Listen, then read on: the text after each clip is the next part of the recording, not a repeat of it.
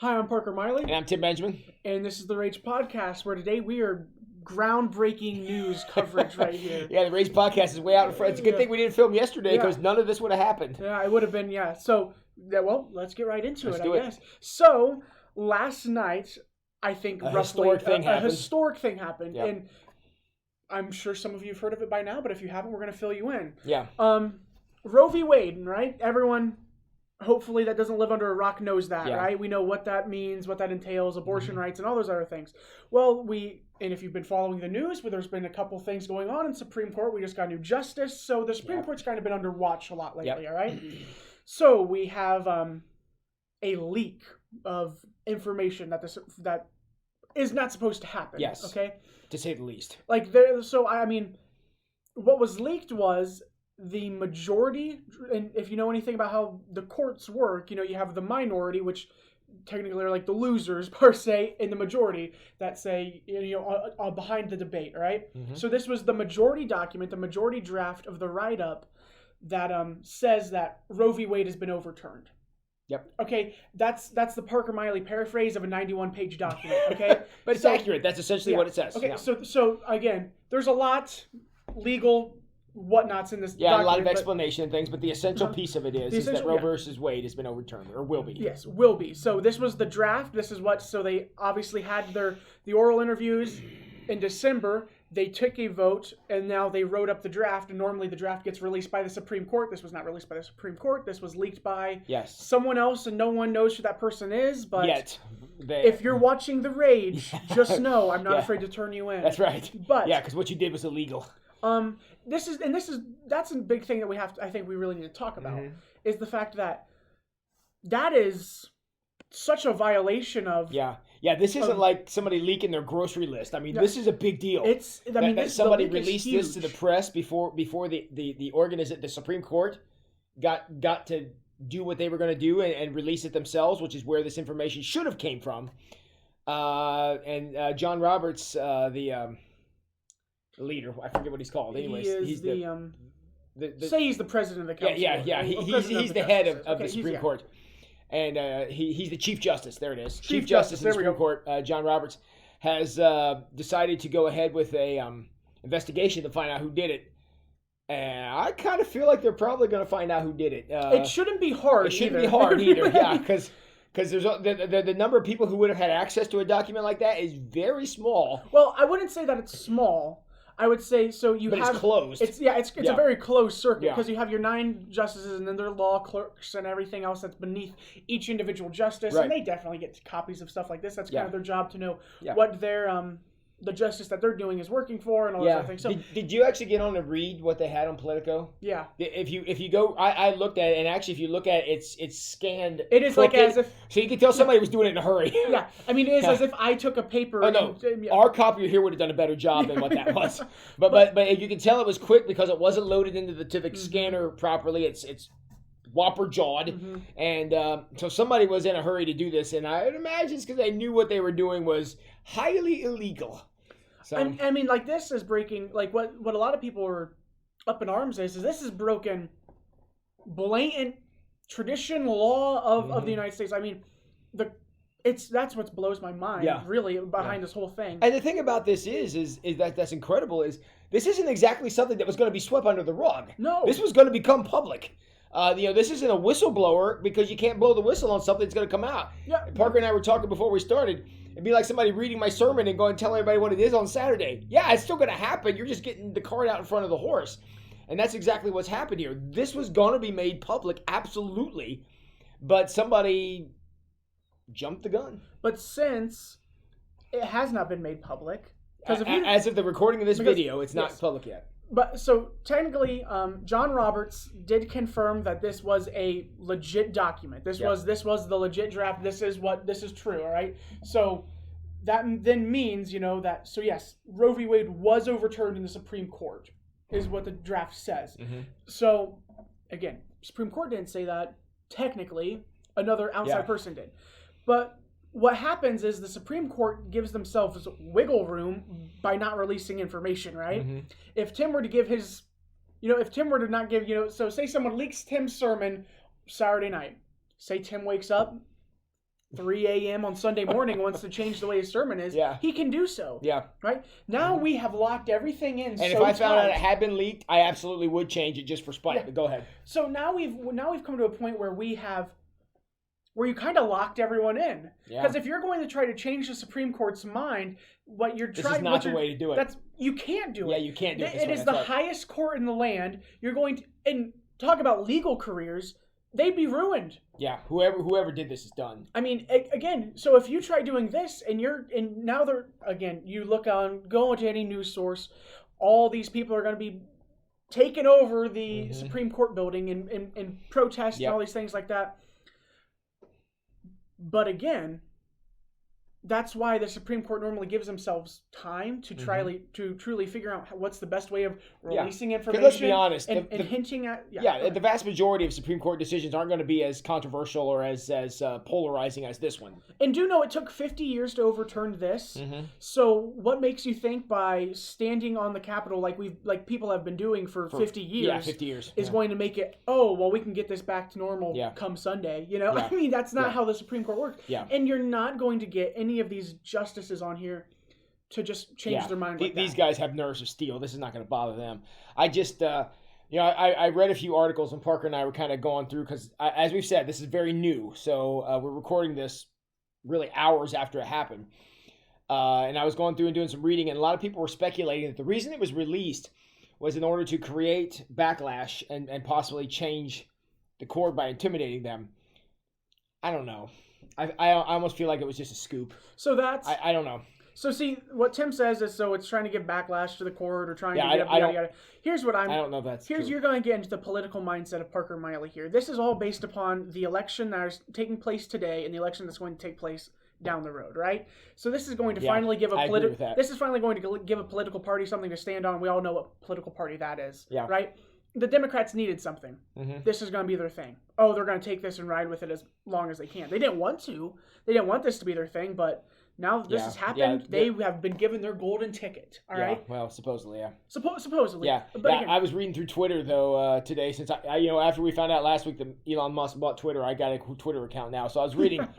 I was reading all the stuff on there, and wow, there's some real venom going on. And you do now. And do you realize that Twitter has really very little censorship? Unless you're like a big media or something. And let me tell you something. The people are just got flame on going all over the place. It is Twitter. You can't hold back on Twitter. There's a lot of. I mean, I felt like my phone was going to burst into flames. Scrolling through some of that stuff. There's some people real mad about this, and saying all these things. Well, here's what I'm going to say, because I watched what the president's response, because again the president is the head of the nation, all right? Absolutely. I mean, so I'm sure he's going to weigh in on this. Wanted to see he was in the middle of, I forget which military base, but he was clearly traveling somewhere, and they had to land and make an address to the nation via all the news sources and all those things like that. So he lands, he gets out of the plane, he's out there on the in the airport and everything, and he goes on and says, this is a clear blatant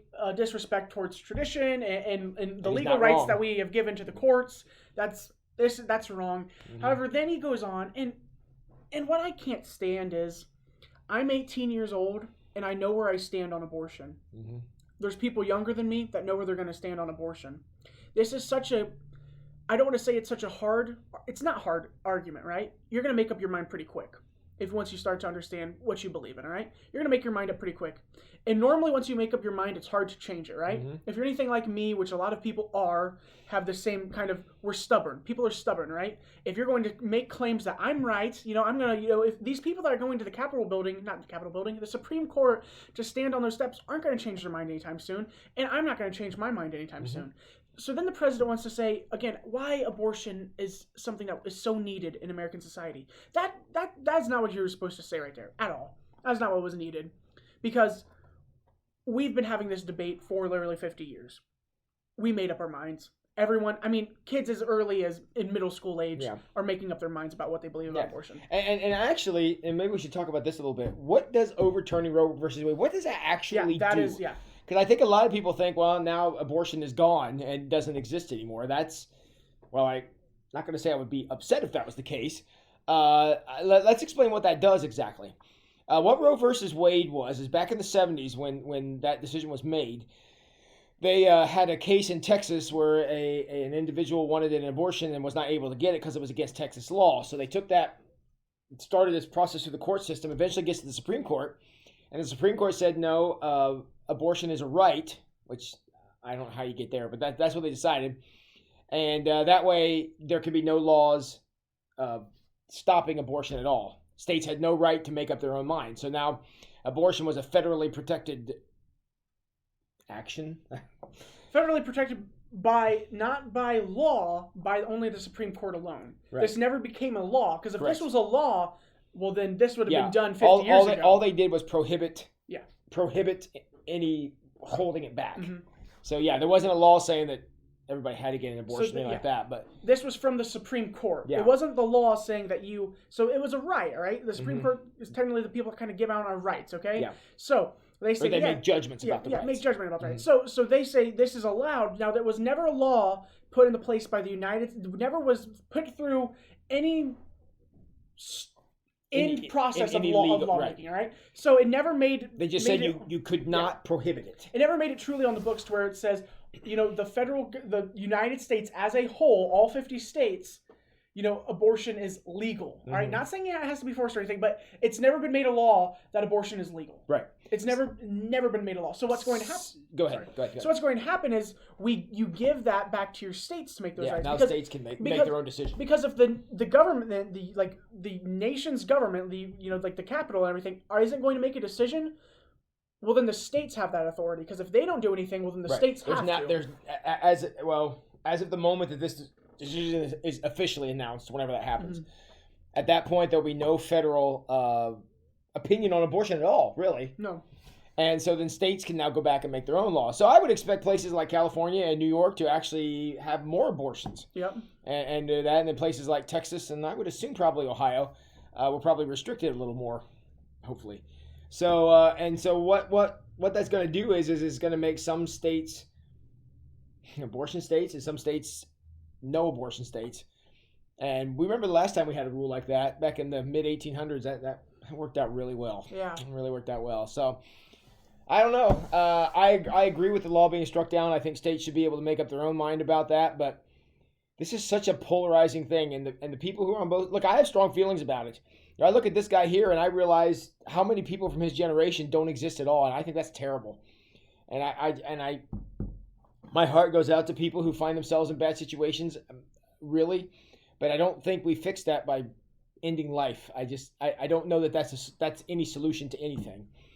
So that's what I'm concerned about. So now that states will get a chance to make up their own mind, look for there to be a lot more conversation. This is really the start of it. See, what the Supreme Court did back in the 70s is ended the conversation. Well, this conversation has just been started again. Mm-hmm. And now every state's going to have to make up their mind as to what they want to do, including Ohio. So our prayers are going to be with all the people who will be a part of that and everything that's going on, because it's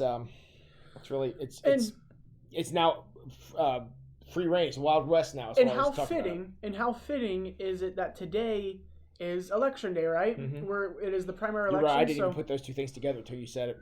That's a good observation. So it is the primary election where you can, you'll see some of your senators, some of the governor ballots on there, So it is a political day. I would definitely say. Yeah, I would say least. For if that makes sense to you. Mm-hmm. But know who you're voting for, I guess. If you've been against abortion, making sure you're going to put Ohio Or if you're pro-abortion, you better go vote today, because today's the day you get a say. Yeah, I mean, if whatever side of the argument you are, making sure you're going out and doing your civil duty, make your voice heard, of putting in someone in office that's going to fight for you and what you believe in. Mm-hmm. So I find it very very fitting that something like this happens on today.